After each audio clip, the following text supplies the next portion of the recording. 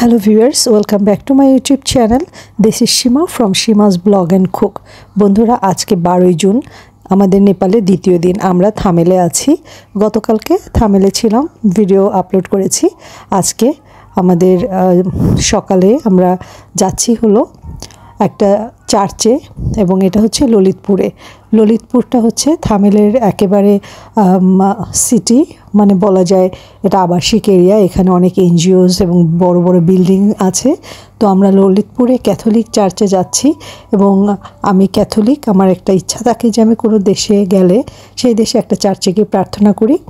তো আজকে খুঁজে দেখলাম নেপালে একটাই ক্যাথলিক চার্চ আছে, আর সেটা হচ্ছে মাদার মেরির নামে উৎসর্গিত। তো আমি আজকে সেখানে এসেছি। এখানে ক্যারিটাস অফিসও আছে। মূলত আগেই বলেছি ললিতপুর কিন্তু ওখানে সব ধরনের এনজিওসগুলো কাজ করে। আর এই যে চার্চের ভিতরে আসার পরে এখানে যে ক্যাটেকিস্ট উনি আমাদেরকে সময় দিয়েছেন, চার্চ খুলে আমাদেরকে মানে দেখিয়েছেন এবং প্রত্যেকটা জায়গা নিয়ে বুঝিয়েছেন কোনটা কীরকম। তো আমি চার্চে এসে প্রার্থনা করলাম, কারণ এই সুন্দর সুযোগ, দেশের বাইরে আসার সুযোগ ঈশ্বর আমাকে দিয়েছেন। আমি তাকে ধন্যবাদ দিয়ে আমার ট্যুরের আদার্স প্লেসগুলো ভিজিট করা শুরু করব। আপনারা যারা ক্রিশ্চিয়ান এরকম ঘুরতে বের হন, তারাও কিন্তু এরকম একটা ইনিশিয়েটিভ নিতে পারেন যে প্রত্যেকটা দেশে একটা চার্চে আপনারা যাবেন, প্রার্থনা করবেন। খুব ভালো হয় কিন্তু সেটা। এবং আমি থাইল্যান্ডে করেছি, ইন্ডিয়ায় করেছি, আর এখন নেপালে। চার্চটা অনেক সুন্দর। আর এনার নাম হচ্ছে নর্মাদা। আমি সিস্টার নর্মাদা বলে ডাকছিলাম। তো ওনার নামটা যাতে মনে থাকে, উনি আমাকে এবার বললো যে একটা নদী আছে না, সেই নাম। উনিও বেশ সুন্দর করে আমাকে বুঝিয়ে দিচ্ছিলেন। আজকে সারাদিন ঘোরাঘুরি শেষে আমরা কিন্তু রাত্রে আবার পোখারাতে যাব নাইট বাসে করে। অনেক ইনফরমেটিভ ভিডিও হবে নেপাল ট্যুরের উপরে। আমার চ্যানেলটা সাবস্ক্রাইব করলে পরবর্তীতে আপনার নেপাল ট্যুর সাজাতে কিন্তু অনেক সহজ হবে। তো এই যে চার্চের একেবারে গেটটা, মেন গেটটা। তো আমরা এখানে প্রায় 1 ঘন্টা মতো সময় কাটিয়েছি। এরপরে আমরা আরেকটা ট্যাক্সি কল করেছি এবং এখানে আসতে আমাদের 350 টাকা লেগেছে, যেতেও 350 টাকা লেগেছে। তো আমরা এখন যাচ্ছি দরবার স্কোয়ারে। আপনারা কাঠমান্ডুতে এসে অবশ্যই কাঠমান্ডু দরবার স্কোয়ারটা আসবেন। এটা আমাদের হোটেল থেকে পায়ে হেঁটেই যাওয়া যেত। তো আমরা যেহেতু গির্জা থেকে এখন সরাসরি এখানেই যাচ্ছি। তো মজার বিষয় হলো সেটা হচ্ছে যে আমাদের ড্রাইভার একেবারে গাড়ি নিয়ে সরাসরি দরবার স্কোয়ারের মাঝখানে যে সব থেকে বড় দরবারটা, সেখানে এসে দাঁড়িয়েছেন। আমরা সেখান থেকে নেমে ওনার টাকাটা পে করেছি অ্যান্ড দেন ঘোরাঘুরি শুরু করে দিয়েছি। তো যেটা হয়েছে, আমাদেরকে এখানে এন্ট্রি ফিস দিতে হয়নি। আর আমি যেখানে যাচ্ছিলাম, যেমন চার্চে গেলাম, হোটেলে, এবং যেখানে যাচ্ছিলাম সবাই বলছিল আমি নাকি নেপালিদের মতোই দেখতে। হ্যাঁ, তো যাই হোক, আমি এখানে কোনো এন্ট্রি ফি ছাড়াই পুরা দরবার স্কোয়ারটা ঘুরেছি। তো দরবার স্কোয়ারের উপরে আলাদা আলাদা অনেক ভিডিওস পেয়ে যাবেন। আমি কোনো শপিং করিনি, অনেক ছবি তুলেছি। অ্যান্ড এই যে পাশের ছোট ছোট যেই সবেনারি শপসগুলো আছে, এখানে আসলে ধর্মীয় জিনিসপত্র বিক্রি হচ্ছে।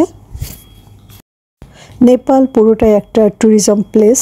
নেপালের অর্থনীতি নির্ভর হচ্ছে ট্যুরিজমের উপরে, আর প্রচুর টুরিস্ট এখানে আসে দরবার স্কোয়ারের উপরে। আর আমি লম্বা ভিডিও করিনি। এরপরে আমরা দরবার স্কোয়ার থেকে বের হয়ে সোজা হাঁটলাম, মানে পিছনের দিকে দেখবেন বিশাল বড় বাজার আছে। আপনারা পাবেন এখানে কাপড় চোপড়, স্যান্ডেল, ফল, শাক সবজি। তো যাই হোক, বাজার ভিতর থেকে কিছুক্ষণ হাঁটাহাঁটি করে, এগুলো হচ্ছে টমেটো। দেখেন এদের সবজিগুলা অলমোস্ট সবই বাংলাদেশের মতো। এখানে ডালের দোকান, আলু, পটল। আমার বাজার দেখতে অনেক ভালো লাগে। এবার আমরা কিন্তু ক্ষুধার্ত। তো আমরা চলে আসছি ঠিক দরবার স্কোয়ারের একদম পাশেই রয়েছে একটা চমৎকার মোমোর দোকান। আমি এখানে নাম আপনাদের সব কিছুই শো করছি, আপনারা ভিডিওটা একটু জুম করে নেবেন। তো এখানে 10 পিস মোমো ছিল অ্যান্ড এটার দাম পড়েছে 180 টাকা। তারপরে সস নিজেদের মতো করে নিতে হয়। টেবিলে রয়েছে মরিচের ফ্লেক্স, চিলি ফ্লেক্স, এখানে চিকেন মোমো ছিল আর বুল মোমো ছিল। আমরা বুল মোমোটা নিয়েছি, চিকেন মোমোটা 200 টাকা আর বুল মোমোটা 180 টাকা।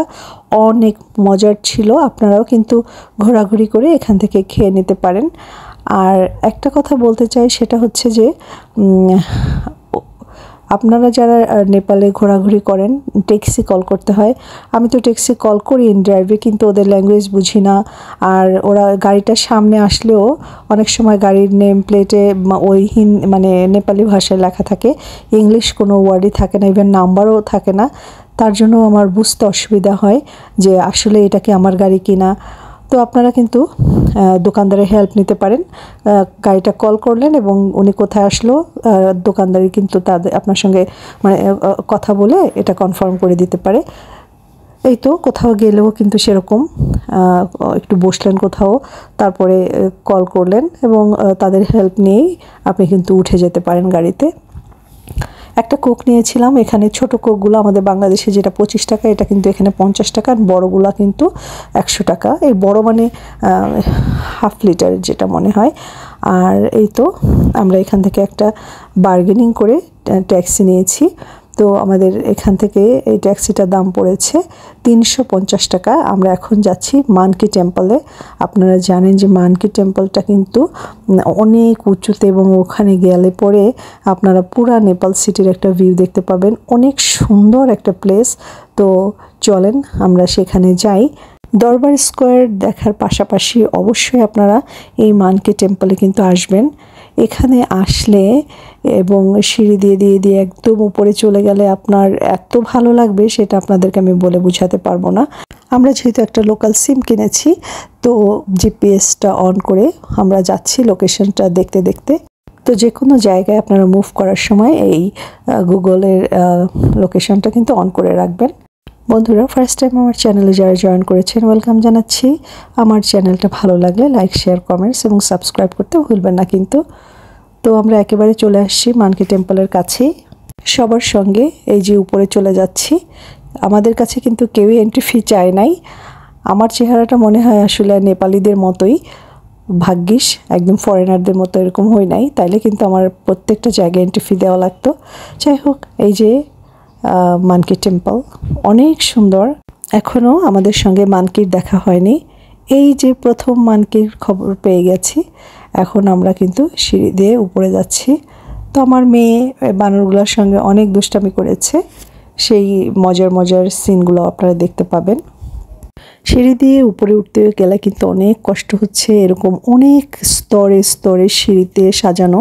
তো উঠতে উঠতে প্রায় আমার অনেক কষ্ট হয়েছে।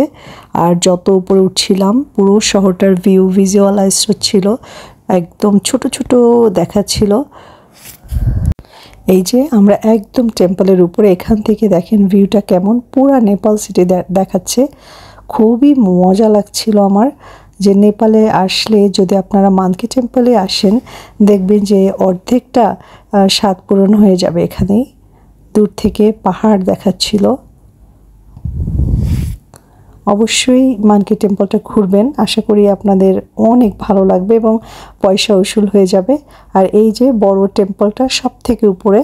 ইতিমধ্যে আমরা অনেক বানরের সন্ধান পেয়েছি, আমাদের পাছে পাছে ঘুরছিল। আর এই বানরটা দেখেন, যে যেরকম বলছিল একদম পোজ দিচ্ছিল। আমরা খুব এনজয় করেছি, বানরটার সঙ্গে অনেক ছবি তুলেছি অ্যান্ড ঘুরছি। নেপালে আসলে বেড়াতে আসলে এই জিনিসগুলো আপনারা কখনোই মিস করবেন না, কারণ এক কান্ট্রিতে দুইবার আসা অনেকেই সেই সুযোগ পায় না।